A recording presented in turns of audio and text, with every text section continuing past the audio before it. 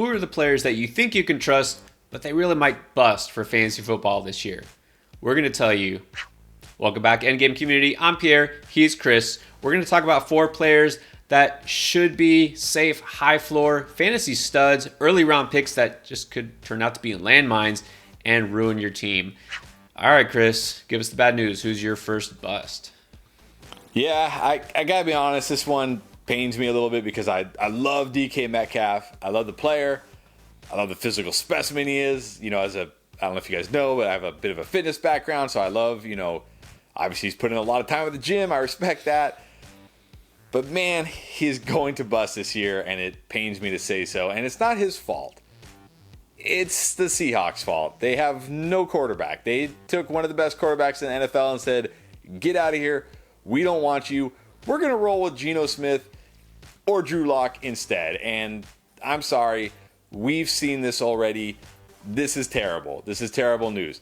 We saw Drew Lock for 2 years in Denver. It was terrible. We've seen Geno Smith in the past, last year. It's also going to be terrible. And neither of these guys are good for what DK Metcalf does. He needs a guy like Russ. He needs somebody who will force it in there, who will throw it down the field, who will take chances. These guys aren't going to do that. And when they do, their passes are probably going to get intercepted because they're not going to be close enough to accurate. So I love DK Metcalf. I know it's hard when you see the name DK Metcalf. You just think upside and ceiling and fantasy stud. And yes, he is all of that. But not this year, and it's not his fault. But you can't trust a wide receiver who's catching passes, or should I say, who's not catching passes from Geno Smith and Drew Lock. Please, I know you're going to see the name there, and you're going to have so much trouble not clicking draft. Don't do it. He's going to bust this year. Let somebody else in your league take DK Metcalf. And let's not forget, he was a disappointment last year with Russell Wilson at quarterback for much of the season, right? It really pains me because I'm such a DK stan, but yeah, no, I'm not drafting him. All right, this maybe, kind of obvious. Amari Cooper, Cleveland Browns. Guess who his quarterback is going to be for the first, 11 now weeks, unless something changes? It's Jacoby Brissett. I think we can squash all the Jimmy G to Cleveland rumors. Although even if Jimmy G does go there somehow, it doesn't really make me more excited for Amari Cooper. I think actually Jacoby Brissett throws a better deep ball, so I think it might be worse. But look, Cooper's not going to have Deshaun Watson for most of the season. When he does have him, there's going to be some, chemistry issues. It takes time, right? It takes experience on the field. It's not like all of a sudden he's just going to dominate. And here's the thing, too. Cooper has been solid for the past few years. He's going from a team, Dallas, who threw the ball a ton last year, and not going to a team that, whether Watson's on the field or not on the field, is going to be more run heavy because they have a bunch of stud running backs and a really good offensive line and a good defense, and they can afford to run the ball, and they're going to have to run the ball for most of the season. So Cooper's not going to see the volume he got in Dallas. Don't forget also that last year, you know what? Cooper actually took a small step back despite the fact that, Gallup was hurt for a lot of the season and Dallas threw the ball a ton. He only averaged 57.7 receiving yards per game. That was his lowest since 2017. He's not old, but he's 28, maybe a little past what you'd call prime age. So I'm not expecting this massive drop off, but I think it's safe to say that Amari Cooper is not a safe pick anymore. I think at best he's a wide receiver 3 for fantasy. And it could be worse than that. Honestly, we could see a very lethargic Cleveland offense, at least passing offense, for a lot of the season. So it's just not worth investing an early pick in Cooper anymore. All right, who else do you think is going to be one of those early disappointments? Yeah, so Pierre, who's the greatest quarterback of all time? That's pretty obviously Dan Marino. Okay. Oh, well, then who's the second greatest quarterback of all time? Bob Greasy? All right. Tom Brady at least top 10, right? At least top 10? I guess. No, but Tom Brady has been great for many years. Been great in fantasy for many years. Been great, not just great for fantasy the last 2 years, but elite in fantasy the last 2 years.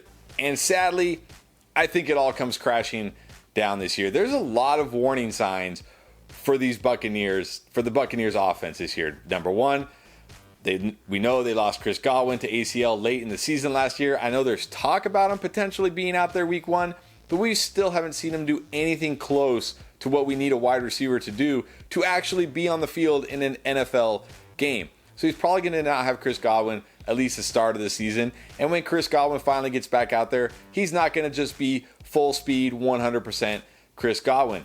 Russell Gage, who we both really like, dealing with a hamstring injury. Who knows what the timeline is on that? We haven't heard anything, definitive. Hopefully he'll be ready early, but it is what it is. Mike Evans, we both like Mike Evans, and then he's got the corpse of Julio Jones, who's absolutely dust. He does not have the pass catchers he's had the last 2 years, and especially the pass catchers he had last year when he had Antonio Brown for a big portion of the season, who was still awesome, a healthy Godwin, a healthy Evans, and Gronk, his buddy. I don't see how Tom Brady comes anywhere close to putting up the numbers we've seen from him the last 2 years. He's not going to go over 40 touchdowns. He's not going to go over 5,000 yards.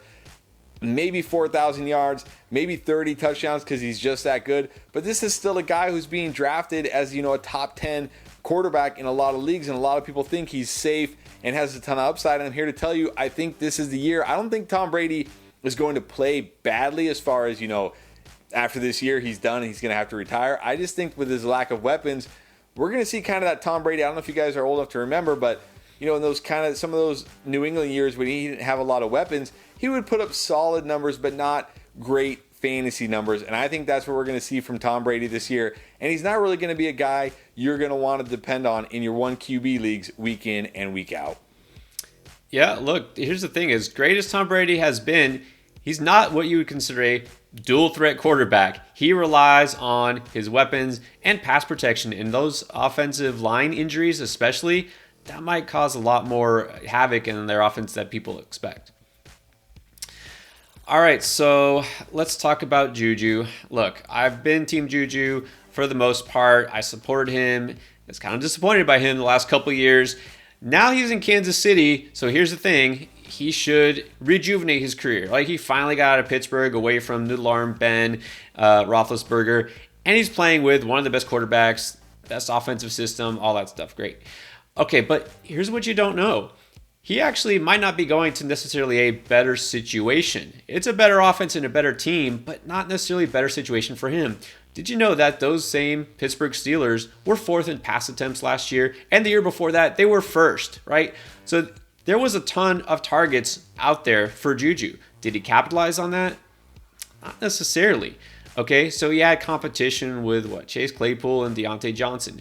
Well, now he's got competition with a bunch of other guys like McCall Hardman, Sky Moore, MVS, whoever else they roll out there, Justin Watson, and Travis Kelce. Okay, so Juju could be the number 1 guy here, but this is not an offense that's going to funnel passes to Juju Smith-Schuster because they don't need to. Pat Mahomes, you know what? He'll find Travis Kelce first. He'll spread the ball around. This is an offense that doesn't gear towards one guy, and if it was Tyreek Hill. Juju is not Tyreek Hill. I think we can establish that for sure. All right. I think Juju will be fine.